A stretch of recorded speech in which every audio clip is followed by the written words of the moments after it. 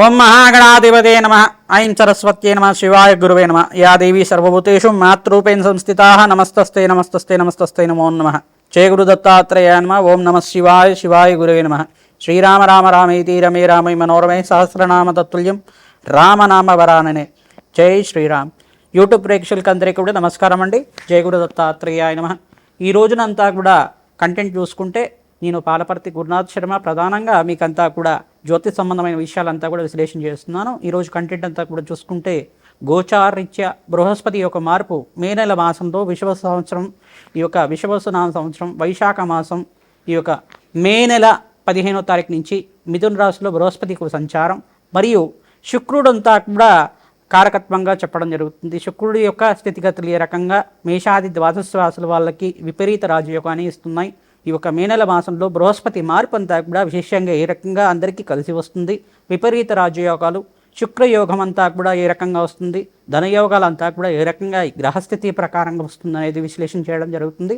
ప్రధానంగా మేము చెప్పే పరిష్కారం అంతా కూడా ఆచరించండి. తద్వారా మీకు అంతా కూడా అష్టైశ్వర ప్రాప్తి, విపరీత రాజయోగము, లక్ష్మీకి ఉపరియోగం కలగడానికి ఆస్కారం ఉంటుంది.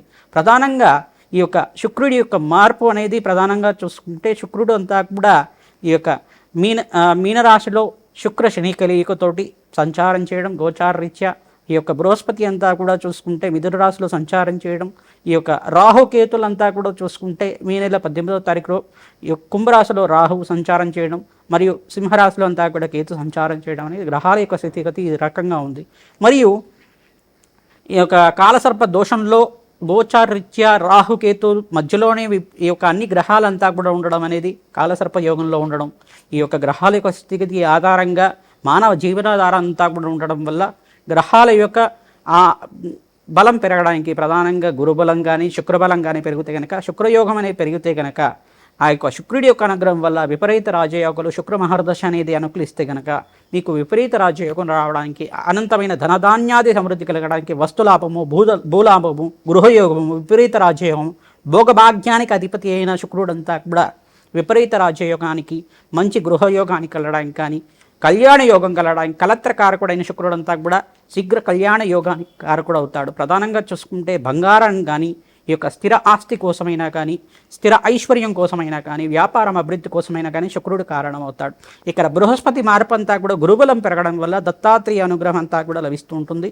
బృహస్పతి అంతా కూడా మార్పు లభించడం వల్ల ప్రధానంగా పుష్కరకాల సమయం ఇదంతా కూడా సరస్వతి పుష్కరకాల సమయంలో అంతా కూడా అఖండమైన పుణ్యప్రాప్తి లభించే విధంగా మేషాది ద్వాదశ రాశుల వాళ్ళకి ఏ పరిష్కారం చేసుకుంటే అతి శీఘ్ర శుభ ఫలితాలు రావడానికి, అఖండమైన మంచి ఫలితాలు రావడానికి, అఖండమైన రాజయోగం రావడానికి, శుక్రయోగం కలగడానికి, ప్రధానంగా శుక్రయోగం వల్ల మీకంతా కూడా శుక్ర మహర్దశ లభించడం, మీ యొక్క దశ వింశోత్తర దశ విధానంలో శుక్ర మహర్దశ ఉంటే కనుక మీకంతా కూడా సర్వ గ్రహదోష నివారణ జరగడానికి, ప్రధానంగా చూసుకుంటే సకల గ్రహదోష నివారణ జరిగి మీకంతా కూడా విపరీత రాజయోగం కలగడానికి, వ్యాపారం అభివృద్ధి కలగడానికి ఏ గ్రహం వల్ల మీకంతా కూడా కారణమవుతుంది, ఏ పరిష్కారం చేసుకుంటే శీఘ్రంగా వ్యాపారం అభివృద్ధి కలుగుతుంది, వృత్తిరీత్యా వ్యాపార రీత్యా ప్రమోషన్స్ రావాలన్నా కానీ, మీకంతా కూడా ఉద్యోగంలో ప్రమోషన్ రావాలన్నా కానీ ఏం పరిష్కారం చేసుకోవాలి, శుక్రుడి యొక్క కారకత్వాలంతా కూడా విశ్లేషణ చేసుకుంటూ పరిష్కారం అంతా కూడా చెప్తున్నాం.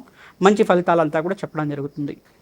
తులారాశి వాళ్ళకి ప్రధానంగా చూసుకుంటే విశ్వవసునామ సంవత్సరం వైశాఖ మాసం మీకంతా కూడా ఈ యుగాది నుంచి కూడా మీకంతా కూడా విపరీత రాజయోగం అనేది ఉన్న తులారాశి వాళ్ళకి కానీ వృషభ రాశి వాళ్ళకి కానీ ప్రధానమైన మంచి శుభమైన ఫలితాలంతా కూడా ఇస్తున్నాయి గ్రహాలన్నీ కూడా. ప్రధానంగా చూసుకుంటే తులారాశి వాళ్ళకి ప్రధానంగా చూసుకుంటే శుక్రుడు ఆధిపత్యం అనేది ఉంటుంది కానీ అధిపతి శుక్రుడే.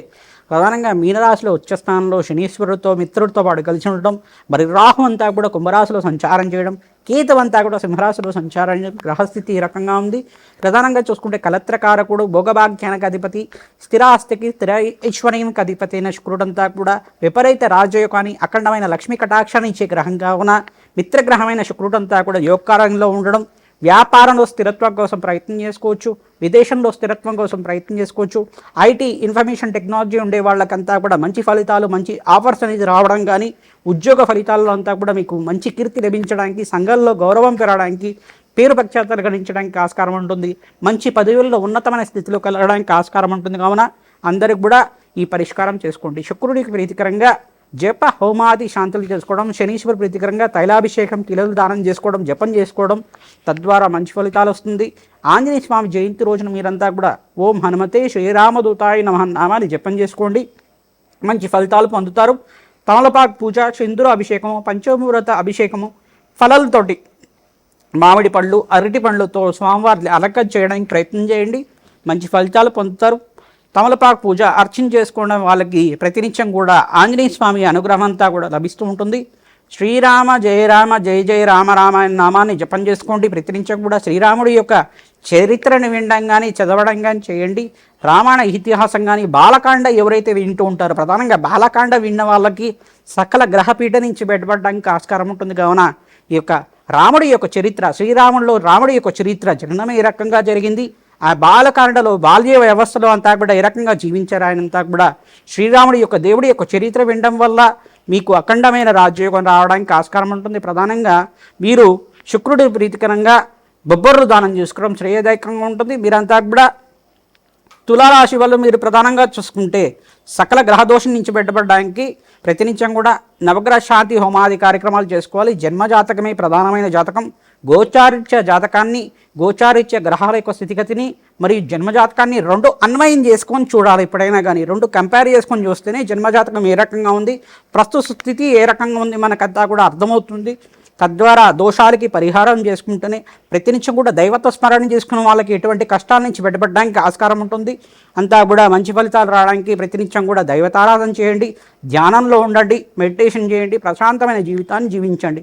ఆనందమైన జీవితం జీవించడానికి ప్రధానంగా రాహుకి ప్రీతికరంగా మినువులు దానం చేసుకోవడం, గణపతి ఆరాధన చేసుకోవడం వాళ్ళకి ఈ యొక్క కేతుగ్రహ దోష నివారణ జరుగుతుంది. ఉలవలు దానం చేసుకోవాలి, మంచి ఫలితాలు పొందుతుంది. అగ్నికంతా కూడా నవధాన్యాలు సమర్పించడం వల్ల విపరీత రాజయోగాన్ని అంతా కూడా లభిస్తుంటారు.